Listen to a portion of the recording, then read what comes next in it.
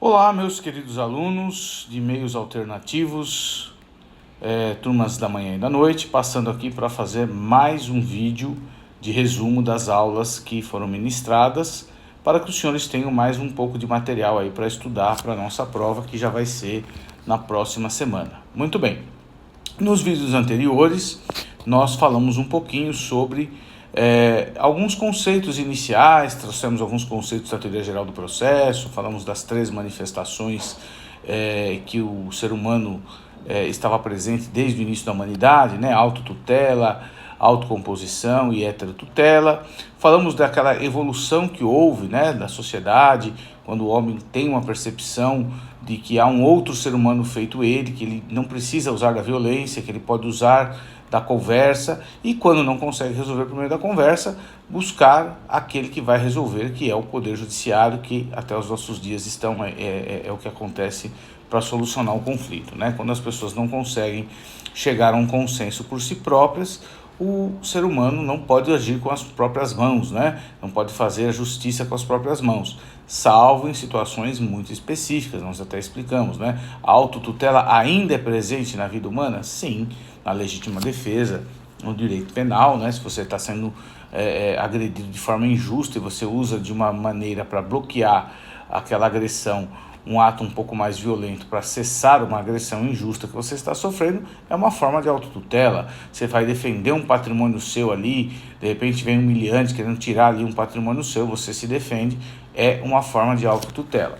Lembrando que a autotutela sempre deve ser usada em caráter excepcional, muito embora ela esteja prevista no ordenamento jurídico. Muito bem, falamos de conhecimentos iniciais da teoria geral do processo, falamos sobre processo, procedimento, ação, falamos sobre os tipos de procedimento, falamos sobre os tipos de processo, processo de conhecimento, processo de execução, e explicamos que em todas as fases do processo, em qualquer que seja o processo, é possível que as partes se componham, é possível que as pessoas possam sentar por meio da mediação e da conciliação e chegar a um fim satisfatório. Muitas vezes uma discussão fica anos na justiça e as pessoas poderiam resolvê-la em questão de minutos, em questão de horas, às vezes numa boa conversa. Mas infelizmente o ser humano nem sempre está disposto a dialogar, nem sempre está disposto a viver situações no sentido de abrir mão de alguma coisa e também saber que o outro lado abrirá mão de algo também em favor dele. Muito bem. Hoje nós vamos falar um pouquinho da Lei 13.140, que é a lei base do nosso trabalho aqui de mediação, que é uma lei que traz toda a regulamentação a respeito de como deve atuar o mediador, quem pode ser mediador, conciliador, o que é a função do mediador, qual a diferença de mediação e conciliação, por que existe essa lei, por que ela surgiu. Então nós vamos falar um pouquinho sobre isso e eu espero que vocês, né, já falamos em sala de aula, voltem a recordar os conceitos que falamos. Bom, essa lei ela surge uma vez que não havia uma regulamentação normativa ainda, através de lei, havia apenas portarias e resoluções que falavam, né? A resolução 125 do CNJ é a mais famosa aí, que falava sobre esse assunto, e aí o Congresso Nacional resolveu trazer uma legislação abarcando aí as diversas resoluções que existiam sobre o assunto. O próprio Código de Processo Civil também, a partir do artigo 160, fala lá sobre a questão do mediador, do conciliador, da mediação, fala os impedimentos, fala o que deve ser feito, enfim, tem várias questões ali que também podem ser observadas. Muito bem, a Lei 13.140, então ela vai trazer ali a definição, já logo ali no seu artigo, nos primeiros artigos, do que é mediação. No artigo 1º ela já fala o que é mediação, que é a atividade de um mediador imparcial, sem poder de decisão, não é? Que vai aproximar, vai auxiliar as partes a chegarem ao fim de um conflito. Olha que coisa importante aqui que nós temos que recordar. O mediador, ele não tem poder decisório. O mediador, ele apenas é um intermediário, ele está ali para auxiliar as partes. Então, o fato dele presidir a sessão de mediação, dele abrir a sessão, dele fechar a sessão, dele determinar que certa coisa vá ou não para a ata ali daquela sessão, não significa em absoluto que ele tenha poder decisório. A decisão na mediação e na conciliação é dos envolvidos no conflito. Então, o mediador tem que se manter isento, imparcial. Tanto é que no artigo 2º da Lei 13.140 de 2015, vem escrito ali que um dos princípios que norteia, dentre outros, né, a mediação e a conciliação, é a imparcialidade do mediador. A imparcialidade, ele não pode torcer por um lado, torcer por outro, ou querer se intrometer naquela questão que não é dele para falar qual é a melhor solução. O mediador deve facilitar, ele deve fazer um trabalho de aproximação, aparando as arestas entre as partes, conversando, explicando quais as vantagens de um acordo, quais as vantagens de colocar fim ao conflito. Pode até trazer, em alguns casos, quando ele é conciliador, sugestões, mas de uma maneira muito sutil, de uma maneira que não venha a interferir diretamente na decisão das partes. E é preciso que a gente faça uma diferença aí de quando eu uso a técnica de mediação e quando eu uso a técnica de conciliação. São técnicas distintas. Então, a técnica de mediação. Técnica de mediação eu vou sempre usar quando eu tenho partes que vão manter um relacionamento após a audiência, após aquele conflito. Mesmo após o conflito, eu vou ter um relacionamento. Exemplo maior que nós temos aí, casos de família. A pessoa está se divorciando, tem filhos pequenos, vai ter um vínculo com aquele ex-marido, com aquela ex-mulher, com aquele ex-companheiro, com aquela ex-companheira. Nesse caso, o mediador tem que usar a técnica de mediação. Qual é a técnica de mediação? É ouvir as partes, levar as propostas, aparar as arestas, né? Procurar fazer com que as partes se entendam de uma maneira que ele não interfira.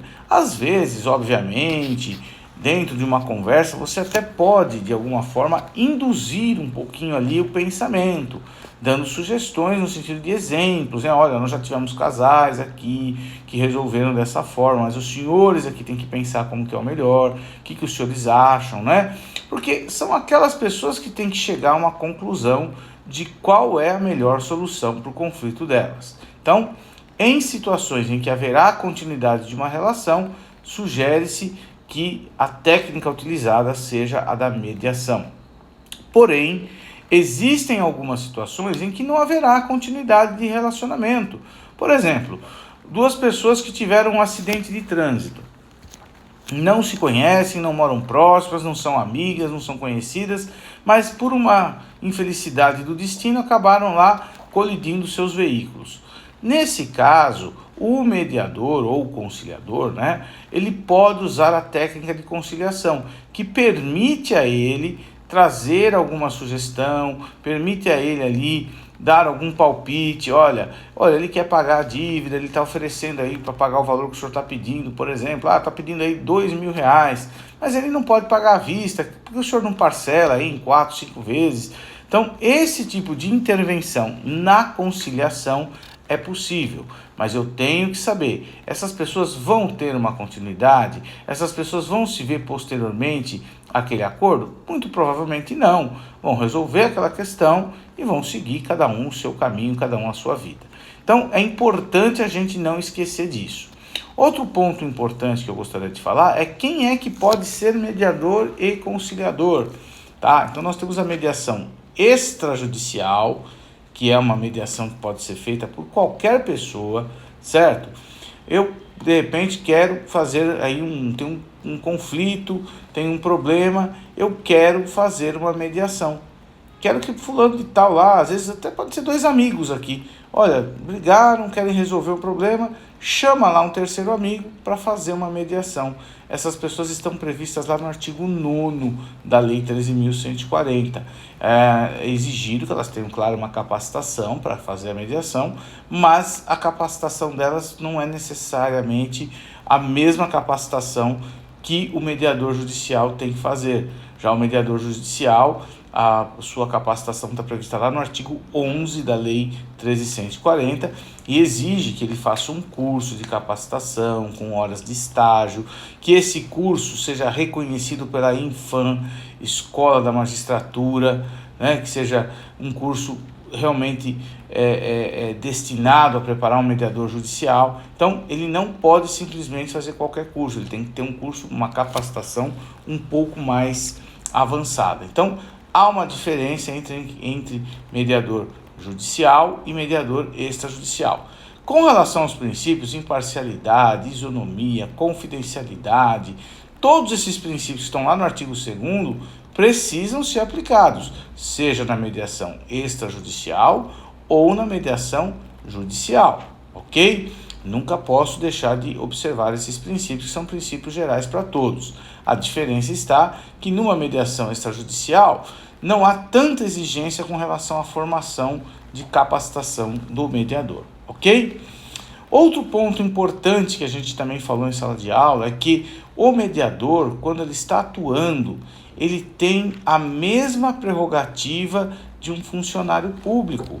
Mesmo que ele não seja concursado, mesmo que ele não seja lotado numa repartição pública, como um funcionário da justiça, ele vai ter ali as mesmas obrigações de um funcionário público e também os mesmos impedimentos e suspeições que um juiz tem. Quando você ajuiza uma ação, e essa ação ela é distribuída em determinada vara, você sabe que se o juiz tiver alguma suspeição, algum impedimento, você não é obrigado a ficar com esse juiz. Você vai, o seu advogado, né, ou você como advogado vai levantar. Falar, peraí, o juiz aqui, esse juiz aqui é inimigo da parte. Eu tenho uma prova aqui que ele teve uma discussão, que ele já falou mal dessa pessoa, que ele já brigou, que ele não tem apreço por essa pessoa. Então, isso é um motivo de suspeição. Olha, o juiz é marido da advogada da outra parte. Não pode, né? O juiz, antes dele ser juiz, ele atuou como membro do Ministério Público nesse caso. Então, esses casos de impedimento e de suspeição se aplicam também ao mediador. O mediador, por mais que ele não decida, por mais que ele não tenha poder de decisão, ele nunca vai decidir a questão das partes, mas ele tem a responsabilidade, de acordo lá com o artigo 14 da lei, de expor quem ele é. E se ele mesmo se sentir incomodado, de repente ele até conhece a pessoa, às vezes a pessoa não lembra, fala, olha, eu conheço, é meu vizinho, eu tenho um contato próximo. Às vezes a pessoa tem um conhecimento e o outro não lembra, né? Eu conheço essa pessoa, ele é meu vizinho, ele frequenta o mesmo clube que eu, e hora ou outra a gente se cruza, e eu não gostaria de fazer essa mediação. Então o mediador tem essa liberdade, tem esse dever, na verdade, de expor aquilo que pode, de alguma forma, macular o seu trabalho.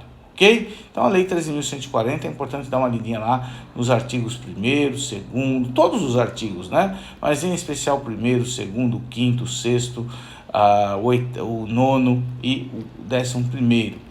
É importante, sempre que se inicia uma mediação, o mediador explicar para as partes como que funciona, qual é a importância da mediação, né? Lá no artigo 14 está falando isso, que ao abrir a sessão de mediação, o mediador tem que falar, olha, meu nome é fulano, estou aqui para mediar vocês, a intenção nossa aqui é que vocês cheguem num acordo por vocês mesmos, que vocês consigam pôr fim ao conflito e expor até que o conflito pode terminar em parte. Às vezes você não vai conseguir mediar todas as dificuldades que aquelas pessoas estão enfrentando, até porque elas não estão maduras para isso. Então muitas vezes você está discutindo um divórcio, onde está se discutindo guarda do filho, residência prevalente, pensão, a questão da convivência, né, que é a antiga visita, a divisão patrimonial, vários aspectos. E às vezes o casal tem condição de decidir alguns pontos, mas não vai decidir todos. Olha, quanto à guarda, eu concordo que a guarda seja compartilhada. Beleza, já resolveu. Cabe ao mediador ali, naquele momento, até elogiar as partes. Olha, parabéns, vocês já chegaram a um consenso, né? Reflitam para chegar a um consenso maior sobre outros temas.